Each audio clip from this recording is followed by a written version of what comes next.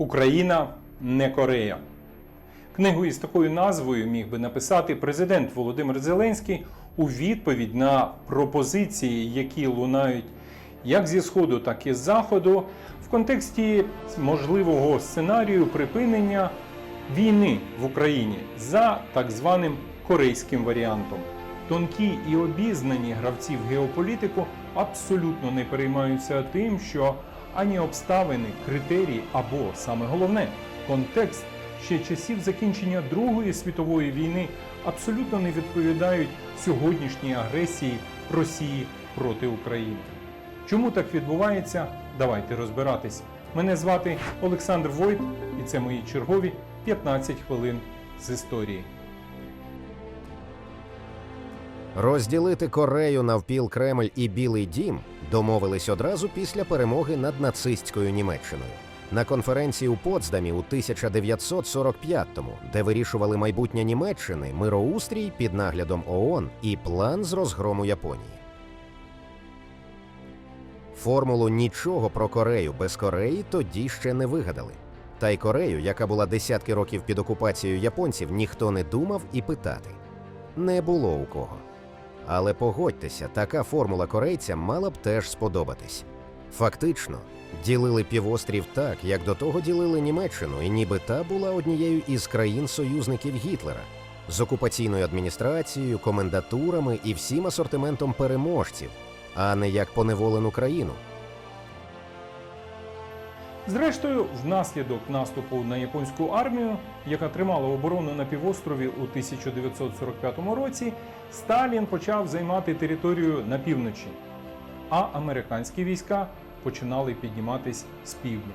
Саме тоді володар Кремля, незадоволений більшими, ніж очікувалось, успіхами американської армії, запропонував ще раз визначитись, де буде проходити лінія розмежування. Визначились? 38-ма паралель.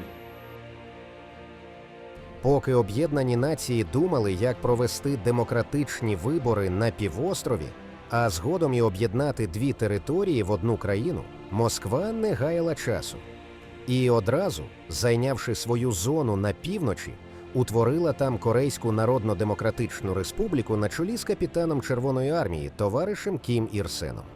Але зазнавши приниження у розділі Німеччини, яку Сталін хотів зайняти одноосібно, господар Кремля не мав бажання програвати вдруге за тим самим сценарієм.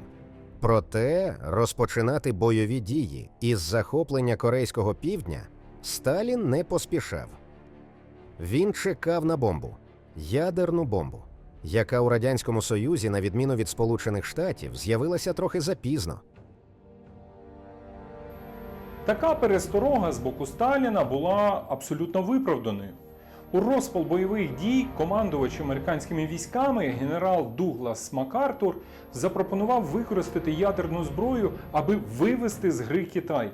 Але в цьому він не знайшов підтримку у президента Сполучених Штатів, демократа Гаррі Трумена, який вже тоді боявся ядерного протистояння з Радянським Союзом.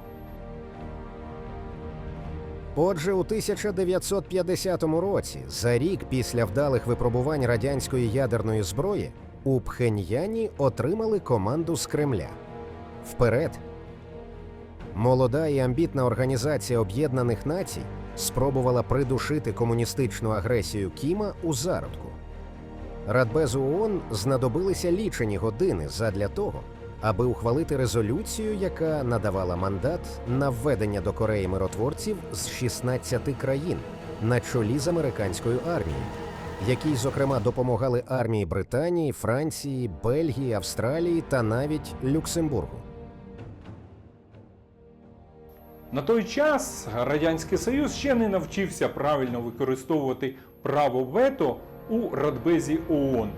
І тому під час голосування за резолюцію про введення миротворців ООН до Кореї просто бойкотував його.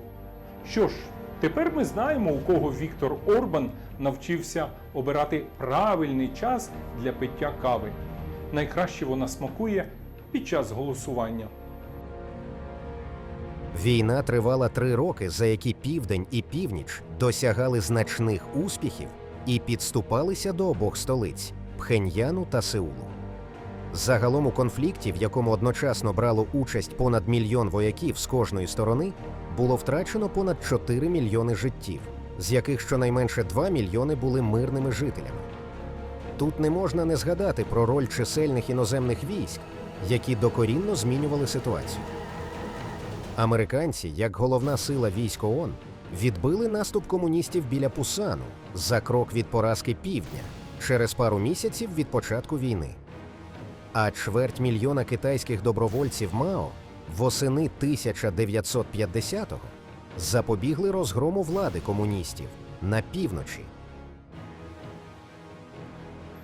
Ну що ж, оці гібридні добровольці МАО, мабуть, єдине, що єднає ту корейську війну з теперішньою російською агресією проти України. Щоправда, відсилає нас вже у далекий 2014 рік. Війна закінчилася майже одразу після смерті Сталіна. І у Москві, і у Вашингтоні не бачили можливості та й бажання продовжувати цю війну. США вже втратили кількасот тисяч своїх солдат. А Радянський Союз, який офіційно визнав участь у війні тільки через 20 років, традиційно рахував лише втрачені літаки і загиблих пілотів. Тому сторони вирішили повернутися до того, з чого починали 3 роки тому – з так званої 38-ї паралелі. За час від припинення вогню на 38-й паралелі і до сьогодні у Кремлі змінилося 7 господарів. Зник у пороху історії Радянський Союз. Людство побувало на місяці, винайшло електромобіль та створило чат-GPT. А кордон, який розділяє 2 Кореї, існує і сьогодні. І він не посунувся ані на метр. Сьогодні на Заході часто стверджують, що збереження української державності – це чи не єдина і головна перемога України. Виходячи з цієї логіки, то вони, мабуть, дуже тішаться з того, що згідно цього корейського сценарію вдалося дати державність не одній, а цілим 2 Кореям. Щоправда, одну з них можна охарактеризувати 3 словами – концтабір, голод, злидні. І, очевидно, Захід з цього має бути задоволений. Це був Олександр Войт, і це мої 15 хвилин з історії. Коменти, лайки. Побачимось.